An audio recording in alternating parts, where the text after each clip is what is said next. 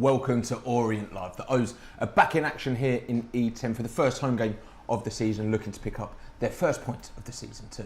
I'm Ollie Buck and I'm delighted to be joined in the studio once again by Glenn Wilkie and Brendan Pitcher. What a place to be. Brisbane Road, we're back. We're back, everyone's excited, all the supporters around the ground got here really early, all hopeful we can turn it around from last week's result. I mean, that is the big thing, isn't it? On paper, you maybe look at that 3-0 and you get nervous, but do you think it was reflective? We've got to bounce back today. Yeah, definitely. I think you look at it and you go, right, we can almost brush that aside a little bit if we can get a result here today. And if that's a win, perfect. You go on and go, season starts here. If it's a draw, you still go points on the board. It's crucial that we don't lose today, because then it becomes like, this old Orient thing of we have a shaky start every season and it becomes repetitive. I mean, that's the thing. If we'd have picked up an extra 10 points at the start of last season, maybe where we got off to a slow start, we probably would have gone up automatically. I haven't looked at the numbers, but you know, a good start or not having a bad start is really important, isn't it? No, definitely. Last year I thought we drew too many games. I think we were second in the league for drawing the most games. There was games where we could have held out or scored, and we ended up drawing. And them points are the ones where you look back and you go, if we would have just got an extra 2 points here, we would have been a bit closer to it. But that was last year. This year, we've had one game, one loss. It'd be nice for the team today. Yes, we want to win, but there's been a few changes since last Saturday in the starting lineup, and I just think for the new boys in the side, especially the goalkeeper, he was superb last week. To get a clean sheet for him would be massive. For Connolly to get his first goal in an O's shirt in front of the home supporters would be huge for his confidence as well, because he was really good last week. Unfortunately, he didn't score and he had a couple of chances. But I think today it's all about attitude, effort, and they need to improve and their body language from last week. That's why I think there's been major changes. If they get that right and we still end up losing, the supporters can deal with that better. But when they see players not trying or body language is bad and you lose, that's when they don't accept it. Absolutely. Well, of course, don't forget, if you're watching along live on our YouTube stream, then UK fans, you can pick up an audio pass to listen along, and international fans can watch along for just £10. And also a reminder that our post-match analysis will be going live on YouTube from very early hours of tomorrow morning. So make sure you tune into the channel to watch that one. But now, before we do anything else, let's hear from the main man. It's the gaffer. It's Richie Wellins. Gaffer, Wigan to come tomorrow, our first home game of the new season. First off, will we look back to last Saturday? Not the start we wanted, but important that we learn lessons from it and then draw a line under it and move on. Yeah, I think more learn lessons from it than draw a line under it. There's no point us drawing a line on it and not learning anything from it. Like I said after the game, we went man for man when we were a new team. Like we'd done a lot last year, and it was very productive for us. But we just didn't get close to the ball. Our angles of approach was all wrong. Allowed a team who were good to play forward, and then they had front men that could hold it, set it, and they had runners off, and it caused us a few problems. So it's important that we learn from it. I've seen a good reaction, real good reaction, Tuesday, Wednesday, and Friday. So like I say, when you've got a new group of players that are getting used to a new way of playing, it can take time, but it's important we learn from it, and we're also learning about the players, their way of learning. So I'm hoping the communication we've had with the players this week, and obviously going forward, we can start moving it on and start putting more layers to it, because we can't get away from it. It was a really poor performance.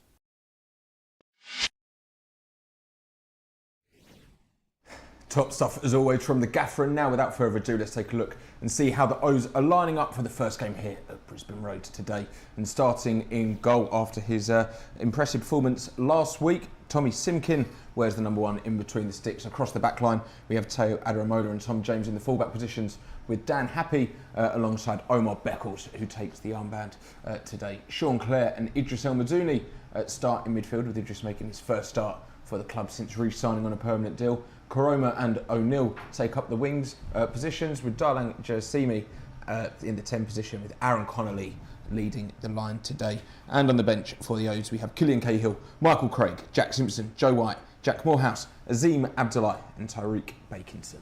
So let's start with the big positives. Idris El Mazouni and Omar Beckles coming back in. it's hard to maybe say they were missed last week because we don't quite know what they're going to bring yet in terms of interest maybe, but they're two players that we know what they're about. No, definitely. I thought last week when sort of we went behind, there was a lack of leaders on the pitch.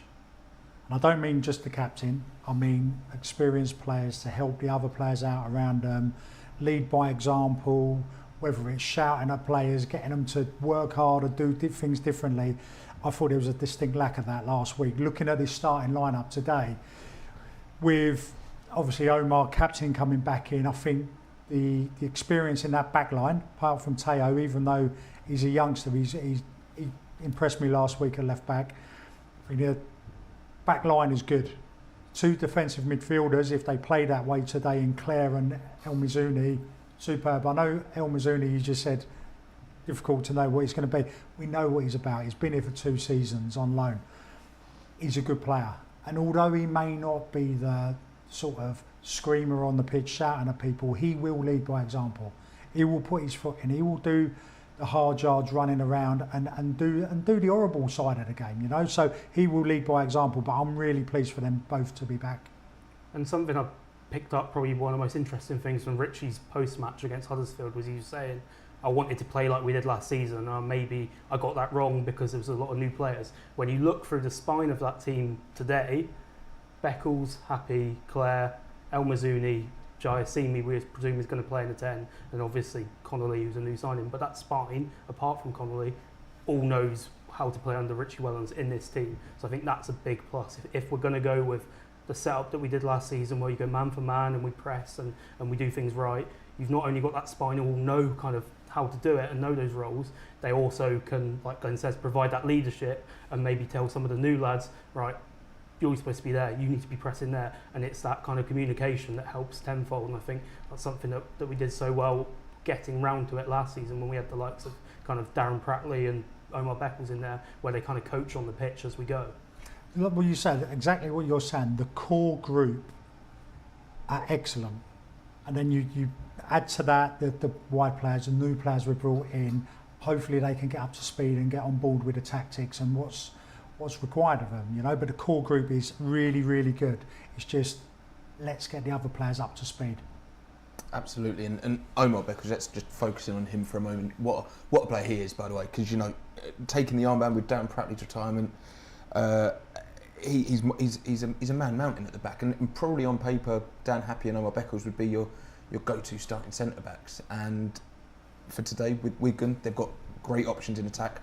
Paul Mullins sat on the bench. You know, they're going to have to be strong today. Yeah, absolutely. When I think of maybe the player I'd most want out there today, it might be Omar Beckles, just for, like we say, that leadership, getting into people, telling them how and where they're supposed to be, and also just his defensive ability. I think I've been so impressed. There was maybe a time a couple of years ago where I was perhaps not convinced and thought, what's the matter with you? Is he going to make the step up to League One? Have faith. But unbelievable since then. Like, honestly, he was a colossus last season. You only have to look at the stats where he hasn't played. We tend to not do as well, and he's just such a leader back there. Comes up with crucial goals at crucial times, and just defends his box so well. It's interesting. You're the stat man, right? Go on. When Omar and Dan Happy played together, surely the number of goals conceded is by far less than any other partnership. I don't have the numbers to hand, but yes. You'd imagine so. Yeah. You'd imagine so. How excited are you about Teo Adaramola? Very excited. I think me and you were talking off air about how we're trying to remember the last time we had a fullback of this kind of profile at Orient.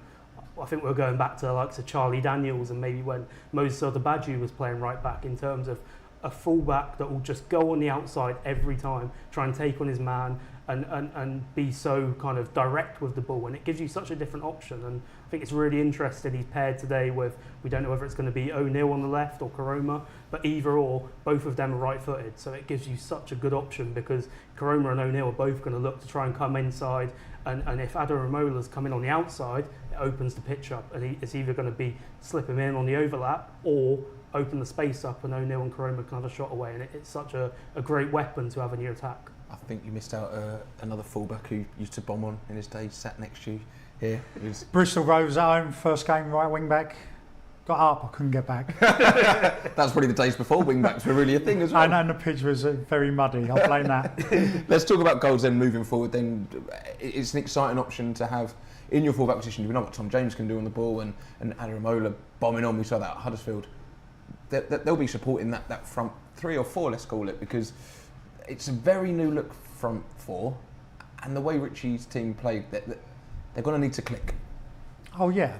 The key thing, he mentioned it in his press conference after the game about too slow moving the ball.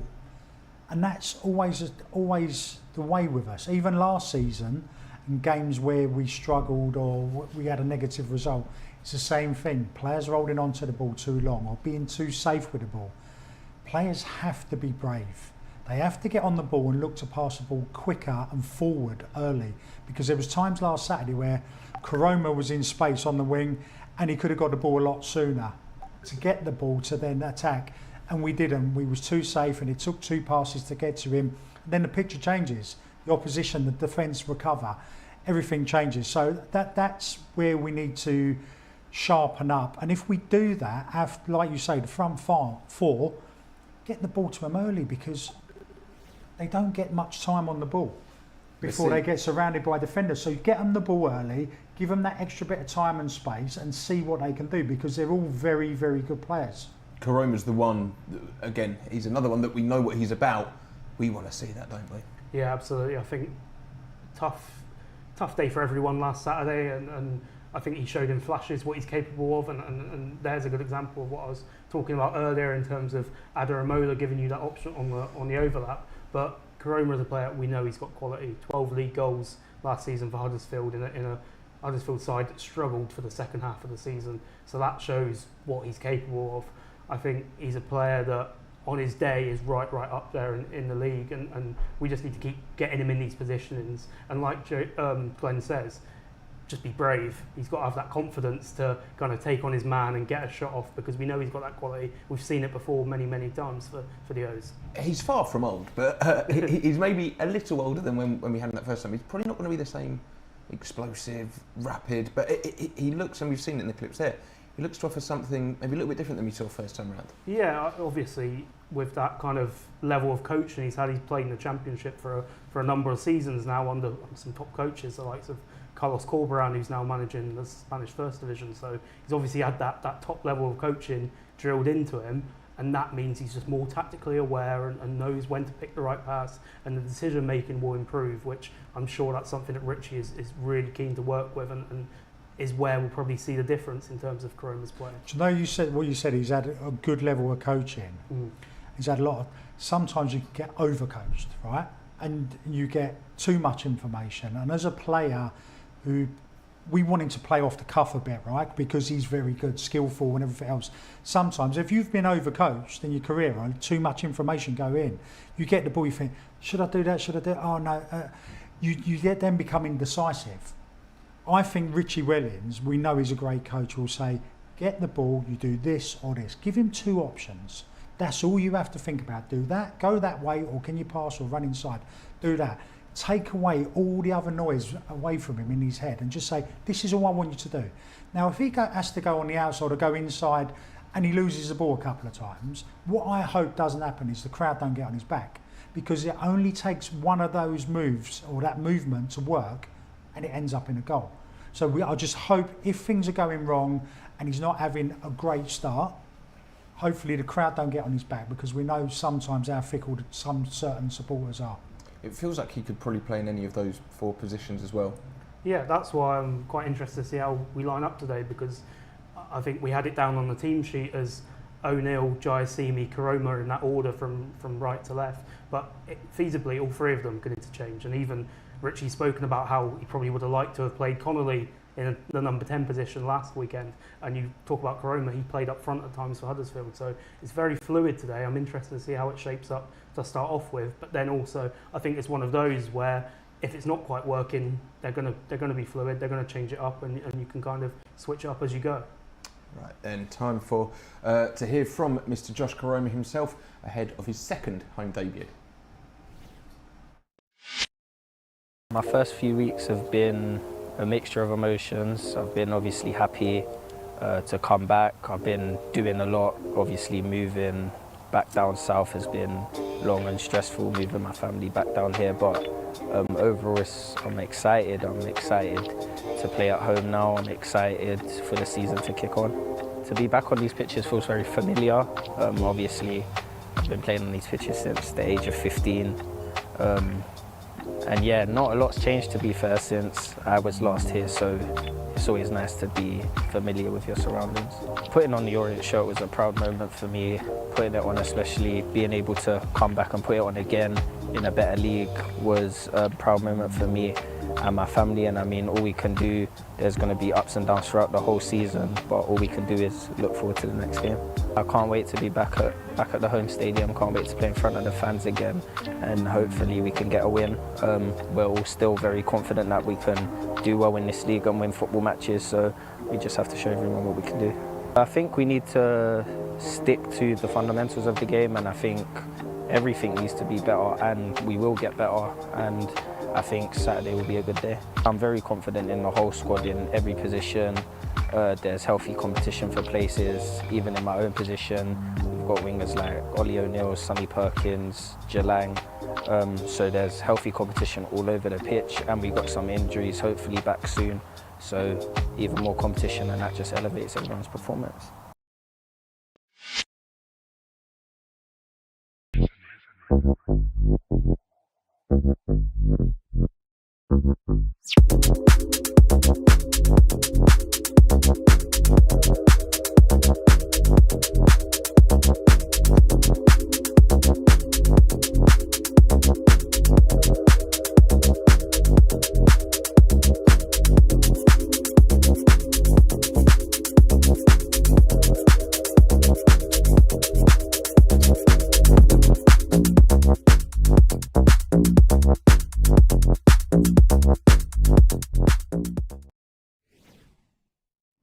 That is, of course, the third kit there, which is now available to purchase online and in the Superstore, along with the home and away kit as well. So make sure you pick them up before they sell out.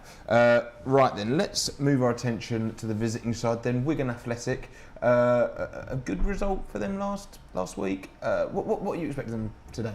I think they're an interesting side. I think in Ryan Lowe, they've got a very, very capable manager. He's a manager who's managing the level above relatively successfully with Preston, and has got promotions before with the likes of Bury and Plymouth. I think last season he was sensible. I think they had a chance of being relegated, and he came in and he just tightened up the defence. And there was a lot of 0-0s, a lot of draws in there, but it meant they stayed up. This season they've really kind of recruited to his 3-5-2 formation. They've got two really good strikers up top, and I think they're a different proposition to the side that came to Brisbane Road at the back end of last season and just kind of set up 10 behind the ball for a 0-0 draw. Another team that is a big team for League One. You know, they'll probably want to be looking at the playoff area, maybe the automatics. They'll be looking to be up there. It's a real tough test today. Definitely. I think they're a very good side. Very good side. Great manager, like Brendan says.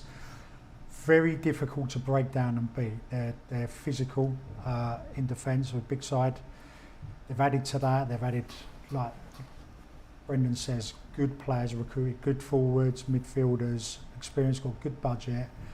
I think their supporters are quietly thinking they're pushing for playoffs in this division. Driving up here today, I was thinking, I don't fancy us today. If we perform like we did last Saturday, I thought, well, there's no way we're getting a point out of this. But I shouldn't have worried, because now I've seen our team, I've seen the changes, I feel a lot more confident. I think we will get a positive result. However, they're no mugs, Wigan, and they'll make it difficult for us. Well, let's take a look and see how the ticks are lining up for this afternoon's fixture. And as Brendan said, it's a 3-5-2 for them, with Sam Tickle in goal. Across the back three, we have Steve Sessegnon and James Carragher, who are in there alongside the captain, Jason Kerr. Across the midfield, we have Tyrese Francois, Jensen Weir, Tobias Brennan, and then in the wide positions is Fraser Murray and Joseph Hungbo. The two strikers are Christian Sadie and Dara Costello. And on the bench is Tom Watson, John Mellish, Ryan Trevitt, Callum Wright, Isaac Mabaya, Paul Mullin and Melise Asamoah. You've already highlighted the strikers, Brendan. What are you expecting from them? It's not very often you see a front two these days. What are you expecting? Yeah, I think that's why it kind of works. I think Christian Sadie's one of those players where he might not get you 15, 20 goals, but he's a really, really good striker for the level we've seen him. He never really got a run of games at Portsmouth. He was always kind of a in and out kind of player, would come off the bench, but he's physical, he holds the ball up really well, he presses well, he does all the other things apart from goal scoring. And then they've got Dara Costello, who they've signed from Burnley. I think he had a really good season last season. I think it was his first proper season in men's football. Went out to Accrington in League Two for the first half of the season, got goals in a poor Accrington side, then went out to Northampton in League One, scored goals there, and now they've paid 200, 300 grand for him. And I think that's a shrewd bit of business. I think he could be one of those who potentially could be up there in the goal scoring charts come the end of the season. Let's take a look at some of the action from their game last week when they beat Northampton. They look a handful. They are a good side. Like I said, Murray, the wing back, I think he plays, as Brendan said, he gets in the box. He scored 2 goals last week, and speaking to a couple of Wigan fans earlier in the week, they said he should have had a hat-trick, if not more, but he didn't. They've got threats from all over the pitch, and like I say, they're difficult to break down. Here, yes, this goal coming up is fortunate, it takes a slight deflection, but looking at the stats from last week, they were causing a lot of problems. They had a lot of attacks, and you can see why they're probably, from what Brendan said, I'm very nervous again now, because he's just painted the massive picture of Wigan are this unbelievable team. I'm nervous again now. So I think it's one of those where it's really interesting, where I think if this fixture was an opening day, I'd be like, on paper, I think we've got a really good chance. And you look at our team and go, technical ability, can pass them off the pitch and do all these things. But because of the opening day, you just worry about that kind of knock we took against Huddersfield and the confidence they built by comfortably beating Northampton. So it's just about how Orient bounce back today. If we kind of not brush Huddersfield to the side, because you've got to remember it and learn your lessons, but kind of just put that out of our mind a little bit and be confident, I think we can match them today. You've just got to not suffer a hangover from last week too badly. We got to go to war. We got to go to war today. We have. Last week we didn't. We were like little dogs rolled over on our back, tickle our belly, you know. It was one of that. We've got to go out there and treat this as a battle, put the fight in, put the effort in, earn the right to play football.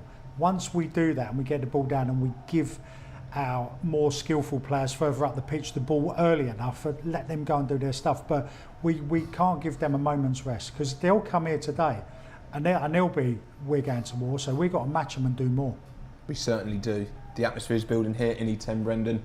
It's almost a statement to go out and win that first home game, get that first win of the season under your belt. It feels big. It does, because like I said at the start, so you don't want it to become that pattern again of the fans go, oh, we always have a poor start, and like you said, those extra points are vital. If we can have a fast start and then go on and do what we've done in previous seasons, which is get stronger post-Christmas, who knows where we can go. So vital today to get points on the board and kickstart our season.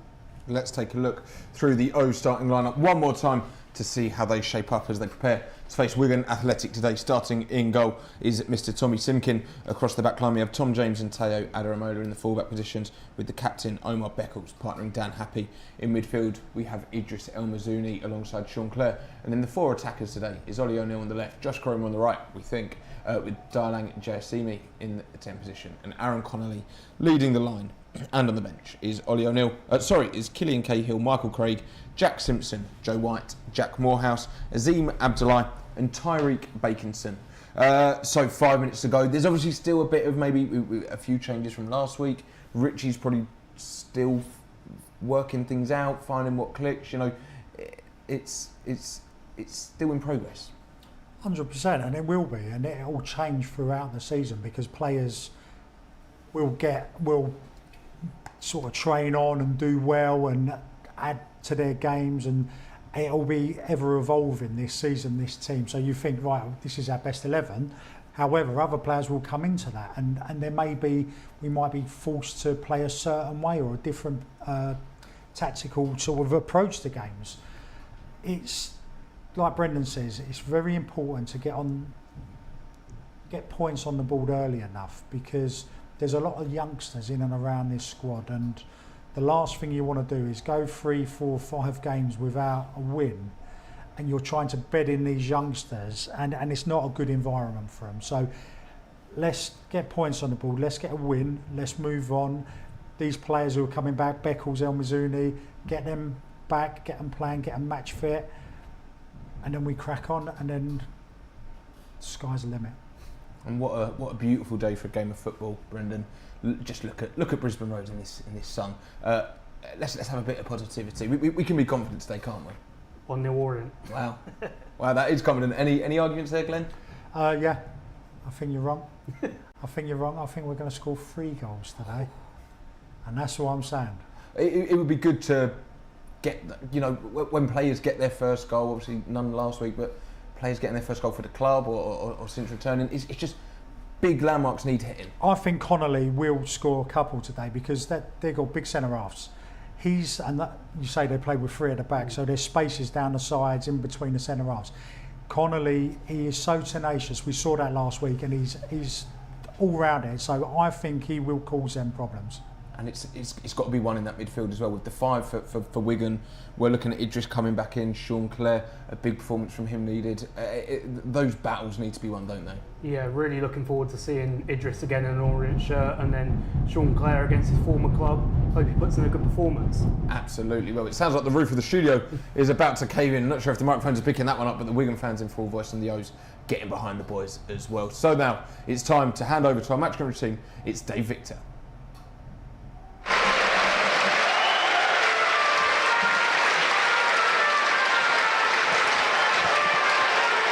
Good afternoon and welcome back. It's good to be at Brisbane Road for the visit of Wigan Athletic, who will be looking to maintain their winning start, and Richie Wellins will be demanding a response after the disappointing performance at Huddersfield on the opening day.